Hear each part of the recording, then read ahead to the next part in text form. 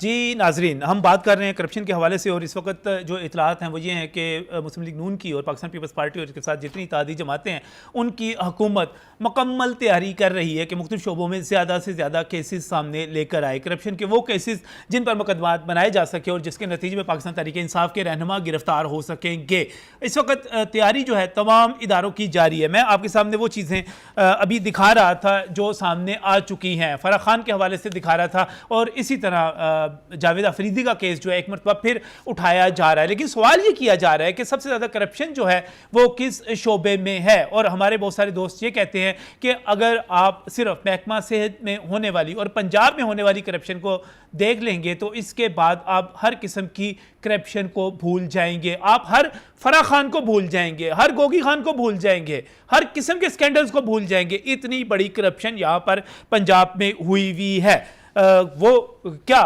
इसकी तफसीलात क्या है, तफसीलात यकीनी तौर पे जो हमारे माहिरीन हैं, जो एक्सपर्ट्स हैं वही बयान करेंगे। लेकिन मैं थोड़ा सा खलासा आपको बताना चाह रहा हूँ कि इसका आप हालात देखें कि अद्वियात यहाँ पर 1000% तक महंगी हुई और वज़ीर दाखिला कहते हैं कि 5 करोड़ रुपया लेकर सिंध के गवर्नर हाउस में बैठे हुए शख्स ने ये सारा कुछ किया। और जब मैं आगे देखता हूँ, पता करता हूँ, तो पता चलता है कि जब हम हेल्थ कार्ड की बात करते हैं तो उसमें भी वही साहब शामिल होते हैं जो इससे पहले अद्वियात की कीमतें बढ़ाने के हवाले से अपना रोल प्ले करते नजर आ रहे हैं। बड़ी अहम शख्सियत है, उस पर बहुत बड़ा हाथ डाला जा सकता है। मैं आपको अभी से बता रहा हूं कि सरकारी अस्पताल में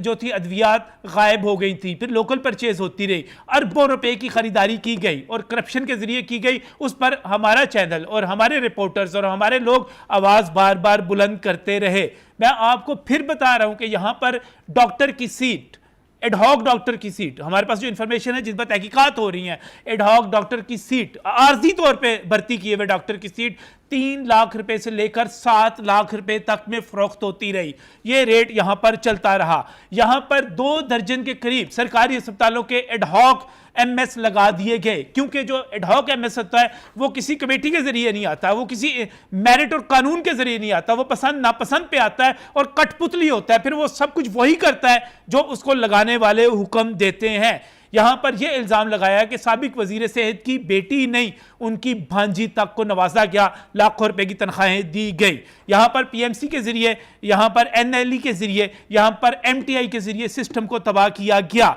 यहां पर पीएमसी ने हजारों लायक स्टूडेंट्स का मुस्तकबिल तबाह कर दिया। 1 लाख से ज्यादा स्टूडेंट्स से यहां पर अरबों रुपए हथिया लिए गए, उनसे वो टेस्ट लिए गए जिनका ना कोई मेयार था, जिनका ना कोई असर था। यहां पर एक जैली कंपनी को एक ठेका दे दिया गया जिसके पास ना सलाहियत थी, ना तजर्बा था और ना अहलियत थी। यहां पर जो इल्जामात लग रहे हैं वो ये हैं कि आईडीएफ, इंसाफ डॉक्टर्स फोरम, वो भी यहां पर बाकायदा ट्रांसफर पोस्टिंग और नौकरियों के जरिए माल कमाता रहा। आईडीएफ के हवाले से सवाल किए जा रहे हैं प्रेस कॉन्फ्रेंसिस में और खुद डॉक्टर्स कम्युनिटी उसका जवाब दे रही है कि हाँ ये सब कुछ होता रहा, इसकी तहकीकात होनी चाहिए। उनके लोगों को यहां पर किस तरह ऑब्लाइज किया जाता रहा वो एक तरफ है, लेकिन दूसरी तरफ अपने मुखालफिन को, जो डॉक्टर मुखालफिन थे, उनसे इंतकामी कार्रवाइयां होती रही, उनको धमकियां दी जाती रही, उन पर पर्चे होते रहे, उनको नौकरियों से निकाला जाता रहा और इस तरह उनको घरों से बाहर निकाला जाता रहा जैसे वो कोई मुजरिम हो। उनकी फैमिली को यहां से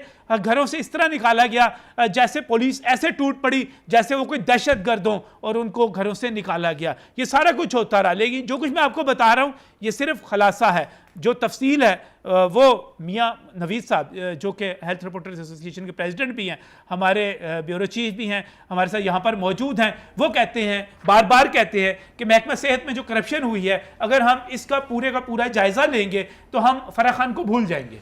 बिल्कुल नजीम भाई,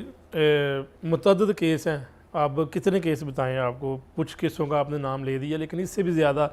ये स्कैंडल्स आहिस्ता आहिस्ता जो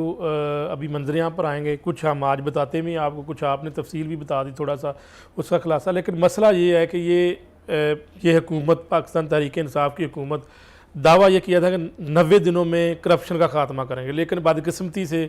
शोबा सेहत के अंदर लूट सेल उन्होंने लगाई और जो एक उढ़ाक पर जो डॉक्टर होता है, जो आर्जी भर्ती होता है, उससे इन्होंने पैसे लेके मुतअद्दिद डॉक्टर्स ने मुझे मैसेज किए हैं कि जी हमने पैसे दे के हमारी भर्ती हुई है। ये पहले खुदा न खास्ता पहले भी होता होगा, लेकिन इतना नजम साहब नहीं होता था कि जनाब सरेआम ही पैसे लिए जाएं, सरेआम ही भर्तियां की जाएं। यहाँ पर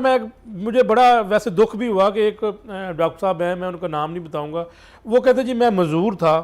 और यकीन माने मैंने 3.5 लाख रुपए डहाक भर्ती के लिए दिया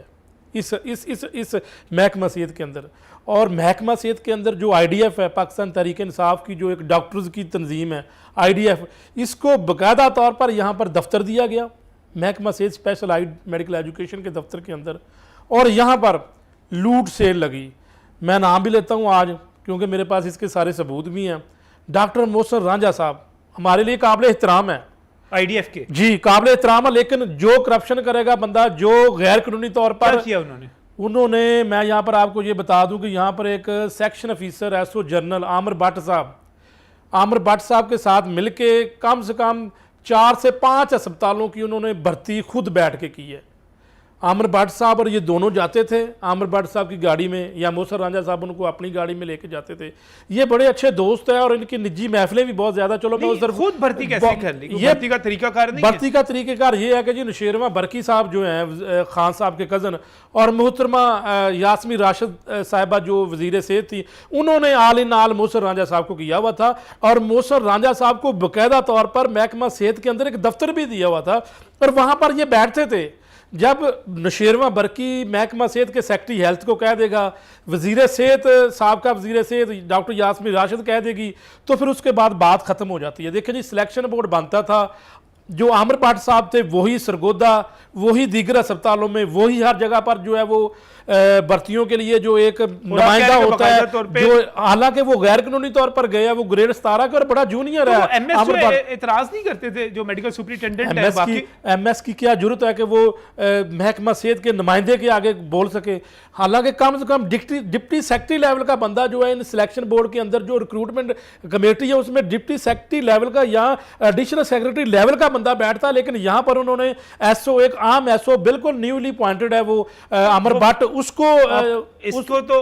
जो हमारी सहाफती जुबान है या बाकी उसमें तो फ्रंटमैन कहते हैं, फ्रंटमैन। और ये नजम भाई मैं कहूँगा कि ये सारी भर्ती असर नो इसका जायजा लिया जाए। अगर कोई नया वजीर सेहत आता है, नई हुकूमत आती है, और मैं मौजूदा सेक्रेटरी हेल्थ साहब को भी कहूँगा कि ये एक बड़ा करप्शन स्कैंडल केस है, इसको पकड़ा जाए। एक ऐसे लोग जो देखिए नजम भाई, एक दौर था मैं रिपोर्टिंग करता रहूँ, पंजाब पब्लिक सर्विस कमीशन के जरिए जब डॉक्टर भर्ती होते थे अपनी सीट छोड़कर ट्रेनिंग पर चले जाते थे, एक दौर था। लेकिन अब एक ऐसा दौर आया कि अगर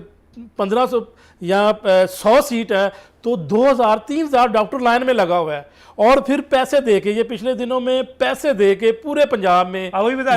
भर्ती हुई है 3.5 लाख रुपए। ये एक डॉक्टर की बात नहीं, मुझे कई डॉक्टरों ने, मैंने एक स्टेटस लगा दिया, मुझे इन्फॉर्मेशन मिली कि यार इस तरह हुआ है, और बहुत